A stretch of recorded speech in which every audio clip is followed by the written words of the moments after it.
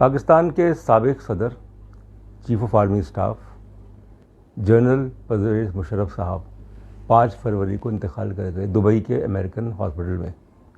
8 فروری کو ان کی کراچی کے آرمی جو گریو یارڈ ہے، قبرستان ہے، وہاں تدفین ہوئی۔ ایک عہد تھا جو کہ گزر گیا، اور جب ہم بات کرتے ہیں مشرف صاحب کی تو اس میں کوئی 4 چیزیں ہمیں ذہن نشین کرنی چاہیے۔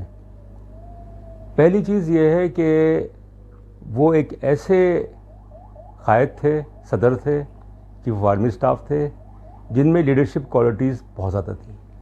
ان کے نروز بہت مضبوط تھے، وہ پریشر کو لینا جانتے تھے، اور پھر اس کے علاوہ انہوں نے حوصلہ نہیں ہارا تھا۔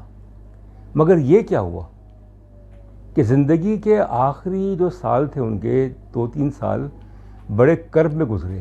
ایک کمانڈو، ایک بہت ہی صحت مند شخص، وہ ایک ایسے مرض میں مبتلا ہو گیا جس کا کوئی علاج ہی نہیں، اور جس طریقے سے ان کا انتقال ہوا کہ وہ نہ اٹھ سکتے تھے، نہ بیٹھ سکتے تھے، نہ بول سکتے تھے، تو یہ بہت ہی افسوسناک بات۔ تو ایک تو یہ بات ہو گئی۔ دوسری چیز یہ کہ پاکستان میں انہوں نے تقریباً 8.5 سال حکومت کی۔ پہلے وہ چیف ایگزیکٹو تھے جب انہوں نے 12 اکتوبر 1999 کو اقتدار سنبھالا۔ اس کے بعد صدر جو بنے سن 2000 میں جولائی میں، اور تقریباً 9 سال وہ چیف آف آرمی اسٹاف رہے۔ انتہائی طاقتور شخصیت، دنیا بھر میں ان کا نام، ان کو عالمی رہنما تھے۔ اس میں جو اولین جو رہنما ہیں عالمی سطح کے، اس میں ان کا شمار ہوتا تھا۔ نیوز ویک میں، ٹائم کی کور سٹوریز، اکانومسٹ کی کور سٹوریز، تو یہ ان کا عروج۔ تو یہ تو دوسری چیز تھی۔ تیسری چیز یہ کہ جب وہ اقتدار میں تھے یا اقتدار میں قابض تھے، انہوں نے اچھے کام بھی کیے، انہوں نے کچھ ایسے کام کیے جو کہ انتہائی کنٹروورشل رہے، مگر پاکستان کی معیشت کو انہوں نے سنبھالا۔ لوکل گورنمنٹ کا نظام جو ہے وہ انہوں نے انٹروڈیوس کیا۔ خواتین کی نمائندگی نیشنل اسمبلی میں وہ بڑھائی، اور بھی اس طرح کے بے شمار اقدامات کیے۔ مگر دوسری طرف ان کے کچھ ایسے اقدامات جس کی وجہ سے ان کو بہت تنقید کا نشانہ بنایا گیا۔ اور چوتھی چیز یہ کہ کیا مشرف کی روح جو ہے وہ پاکستان کا تعاقب کرے گی، یا جس کو انگریزی میں کہتے ہیں ول دی گھوسٹ آف مشرف چیز پاکستان۔ تو یہ ہم بات کریں گے مختصراً۔ میری ان سے ملاقات ہوئی تھی دبئی میں، یہ بات ہے دسمبر 2017 کی۔ تو میں نے کسی کے توسط سے ان کو فون کیا، ٹائم لیا، اور انہوں نے بڑے اچھے طریقے سے بات کی، اور پھر ٹائم طے ہو گیا کہ آپ اتنے بجے آ جائیں۔ تو میری ان سے ملاقات ہوئی جو تقریباً 1 گھنٹہ رہی، اور اس میں ایک بات جو انہوں نے کی جو کہ میرے خیال میں بہت ہی اپیلنگ ہے، کہ 2 چیزوں سے انسان کو بچنا چاہیے۔ ایک ہے ایروگنس یعنی گھمنڈ، اور دوسرا ہے اگنورنس یعنی لا علمیت۔ مگر جو ان پہ تنقید کرتے ہیں وہ کہتے ہیں کہ ان میں گھمنڈ بھی تھا، ایروگنٹ بھی ہو گئے تھے بہت، اور وہ اگنورنٹ بھی بہت ہو گئے تھے۔ ان کو حقائق کا پتہ نہیں تھا۔ ان کے ارد گرد درباری، خوش آمدی، جو ہمارے اکثر رہنما، جو ہمارے جو اقتدار میں رہتے ہیں، تو ان کا جو زوال، اور جو گفتگو میری ان کے ساتھ ہوئی، اس میں انہوں نے اپنی غلطیوں کا کھل کر انہوں نے کہا کہ ٹھیک ہے مجھ سے ہوئی ہیں، مگر وقت گزر چکا تھا۔ سن 2007 بلکہ 6 کی میں بات کروں گا، وہاں سے ان کا زوال شروع ہوتا ہے، جب ایک بہت ہی اہم بزرگ بلوچ رہنما سردار اکبر بگٹی ان کا قتل ہوا، اور انہوں نے کھل کے کہا، انہوں نے کہا کہ اگر مجھے موقع ملا تو میں دوبارہ ماروں گا، چھوڑوں گا نہیں۔ تو یہ چیز اس کی وجہ سے بلوچستان میں عدم استحکام پیدا ہوا، اس کا منفی رد عمل سامنے آیا جو ابھی تک ہے۔ تو یہ ایک بہت بڑا میرے خیال میں ان کی طرف سے ایک بلنڈر تھا۔ دوسری بات کہ جس طریقے سے انہوں نے جسٹس افتخار محمد چودھری جو چیف جسٹس ہے سپریم کورٹ کے، ان کو معزول کیا۔ وہ کہتے ہیں کہ ہاں وہ مجھ سے غلط ہوا، کیونکہ کچھ لوگ میرے جو قریب تھے انہوں نے مشورہ دیا تھا کہ آپ ان کو ہٹائیں، ان کے خلاف کیسز ہیں، یہ بدعنوانی کی پتہ نہیں کیا کیا، اور جب میں نے ان کو ہٹا دیا تو وہ خود پیچھے ہٹ گئے۔ مگر میرا سوال جو ہے، جو جس طریقے سے افتخار چودھری صاحب کو معزول کیا گیا، اور پھر اس کے علاوہ جو وکلا کی تحریک چلی۔ تیسری بات، نیشنل ریکنسیلیشن آرڈیننس NRO دیا گیا، جس کے تحت جو 2 بڑی سیاسی جماعتیں، پاکستان مسلم لیگ میاں نواز شریف صاحب، پاکستان پیپلز پارٹی بے نظیر بھٹو صاحبہ، ان کو جو ہے سارے گناہ معاف، جو بھی مطلب انہوں نے غلط کام، بدعنوانی کے کیسز تھے، یہ تھا وہ تھا، نہ صرف یہ 2 بلکہ اور لوگوں کے خلاف جو کیسز تھے وہ بھی واپس ہو گئے، اور یہ دونوں واپس آ گئے۔ انگریزی میں ایک کہاوت ہے، مین پروپوزز گاڈ ڈسپوزز۔ مشرف صاحب نے تسلیم کیا کہ ہاں میں نے غلط کیا NRO دیکھ کے، مگر بہت دیر ہو چکی تھی۔ مین پروپوزز گاڈ ڈسپوزز کہ جو میٹنگز ہوئی تھیں دبئی یا ابوظہبی میں بے نظیر اور مشرف کے درمیان، اس میں یہ طے ہوا تھا کہ جو آئین میں جو مشرف نے پابندی لگائی تھی کہ آپ 2 دفعہ زیادہ وزیر اعظم نہیں رہ سکتے، وہ اٹھا دی جائے گی۔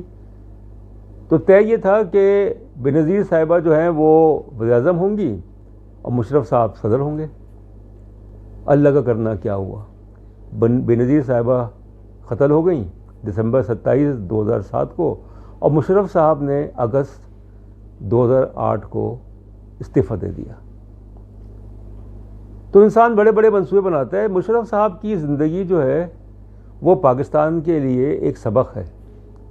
یہاں کے جو اقتدار میں لوگ ہیں ان کے لیے وہ ایک ایسا سبق ہے، اگر وہ سیکھ سکیں کہ اقتدار جو ہوتا ہے وہ دائمی نہیں ہوتا، آنے جانے والی چیز ہے۔ تو ایک ایسا شخص جو 9 سال تک پاکستان کے سیاہ سفید کا مالک تھا، اس کو کچھ سالوں پہلے سزائے موت دی گئی، تو آئین توڑا تھا 2 دفعہ۔ وہ ایک ایسے شخص تھے جن کی جو تقریر جو انہوں نے کی تھی وہ مجھے یاد ہے، جب انہوں نے استعفیٰ دیا اگست 2008 میں، انہوں نے کہا میں تو جا رہا ہوں but what will happen to Pakistan, اور ان کی پیشن گوئی بالکل صحیح ہوئی۔ اس کے بعد سے پاکستان میں کی معیشت، پاکستان کی سیاست، پاکستان کی خارجہ پالیسی جو زوال پذیر ہوئی، اس حقیقت سے کوئی انکار نہیں کر سکتا۔ تو ایک لمبے عرصے تک مجھے لگتا ہے کہ پرویز مشرف صاحب کی جو روح ہے وہ پاکستان کا تعاقب کرتی رہے گی کہ دیکھو میں نے اس ملک کے لیے اتنا کیا، اتنی محنت کی۔ جو زلزلہ آیا تھا اکتوبر 2005 میں، 73,000 لوگ اسی دن ہلاک ہو گئے تھے اس زلزلے میں، اور جس طریقے سے انہوں نے معاملات کو سنبھالا، جو کارروائیاں شروع کی، ریسکیو کی، ریلیف آپریشن شروع کیے، اور بھی اس طرح سے بے شمار جو بحران اور بحرانوں کا سامنا کیا کہ ان کی زندگی پہ کئی حملے ہوئے، اگر وہ ہر دفعہ بچ گئے۔ 9/11 کا واقعہ، اور وہ مجھے یاد ہے، اور پھر بھارت کے ساتھ جو ان کا ایک پورا سلسلہ تھا، جو آگرہ سمٹ سے لے کے اور آخر تک اس کے بھی بعد۔ تو مقصد کہنے کا یہ ہے کہ دو باتیں ہمیں ذہن نشین رکھنی چاہیے۔ پرویز مشرف صاحب اب اس دنیا میں نہیں رہے، ظاہر ہے کہ زندگی و موت تو اللہ کے ہاتھ میں ہے، انسان بڑا طاقتور بنتا ہے مگر یہ مال و دولت، یہ اختیارات، یہ عہدے کام نہیں آتے۔ تو ایک بات یہ یاد رکھنی چاہیے کہ جو بھی انسان کرے، مطلب اگر اسے کوئی ذمہ داری ملتی ہے، بڑی ذمہ داری ملتی ہے، تو وہ ہمیشہ اس کے دل میں خوف خدا ہو، گاڈ فیئرنگ ہو، اکاؤنٹیبل ہو۔ اگر اس کے اندر خوف خدا ہے، اگر وہ ایماندار ہے، مشرف صاحب کے بارے میں کہا جاتا تھا کہ بھئی وہ محنتی ہیں، ذہین ہیں، ایمانداری پہ ایک سوالیہ نشان تھا۔ جو مال و دولت اکٹھی کی گئی، جس طریقے سے جو وہ تھے نام نہاد دہشت گرد تھے، 9/11 کے بعد ان کو امریکہ کے حوالے کیا کہ ڈالروں کے عوض، ڈھکی چھپی بات نہیں ہے۔ تو 3 صلاحیتیں، کوالٹیز، محنت، ذہانت، ایمانداری۔ محنتی بہت تھے، ذہین بہت تھے۔ ایمانداری میں ایک سوالی نشانہ ہے کہ کہتے ہیں میں تو ایماندار ہوں، اور وہ بات صحیح ہے کسی حد تک کہ انہوں نے اپنی اولاد کو کبھی موقع نہیں دیا کہ وہ ان کے منصب کا ناجائز فائدہ اٹھائیں، جیسے اور لوگ موروثی سیاست جو ہوتی ہے وہ اس کے خلاف تھے۔ تو اللہ تعالیٰ جو ہے، گاڈ از دی بیسٹ جج۔ دوسری بات یہ ذہن نشین کرنی چاہیے کہ انسان جو ہے وہ یاد رکھا جاتا ہے اپنی کارکردگی کی بنیاد پہ، کہ کارکردگی آپ کی کیسی تھی۔ ظاہر ہے مشرف صاحب کا کوئی مقابلہ نہیں ہے کہ انہوں نے 9 سال میں پاکستان کو کھڑا کیا، اس میں کوئی شک نہیں۔ جو سچ ہے وہ سچ ہے، جو غلط ہے غلط ہے۔ کھڑا کیا پاکستان کو، پاکستان کا نام دنیا بھر میں، مگر اس کے ساتھ پاکستان جو ہے وہ دہشت گردی کے عذاب میں ایسا مبتلا ہوا، ان کی بعض پالیسیز کی وجہ سے۔ اس میں لال مسجد کا بھی واقعہ ہے کہ وہ ابھی تک بھگت رہا ہے۔ اور یہ ایوب خان اور ضیاء الحق کے بعد تیسرے فوجی سربراہ تھے ایک لمبے عرصے تک، مگر فرق تھا کہ مشرف صاحب میں اور ایوب خان، حالانکہ مشرف جو ہیں وہ ایوب خان کو اپنا ایک طرح سے کہہ سکتے ہیں رول ماڈل سمجھتے تھے، ضیاء الحق کو نہیں سمجھتے تھے۔ ایک لبرل ان کا مزاج تھا، انلائٹنڈ ماڈریشن کا جو انہوں نے تصور دیا کہ اسلام جو ہے اس کو غلط طریقے سے انٹرپریٹ کیا گیا ہے۔ اسلام جو ہے وہ میانہ روی کا درس دیتا ہے، انتہا پسندی کے خلاف ہے۔ تو بڑے افسوس کی بات ہے کہ ضیاء الحق جو ہے 11 سال تک پاکستان کے حکمران رہے اور ایک طیارے کے حادثے میں ہلاک یا شہید ہو گئے، مگر ان کی جو لیگیسی ہے وہ ابھی تک ہے کہ جس طریقے سے انہوں نے اسلام کو استعمال کیا، مذہب کو استعمال کیا، ملک کو فرقہ واریت میں دھکیلا، مذہب کو اپنے مفاد میں استعمال کیا۔ تو سوال یہ ہے کہ کیا مشرف صاحب کی لیگیسی جو ہے وہ پاکستان پہ کس طرح سے اثر انداز ہوگی؟ بہت شکریہ۔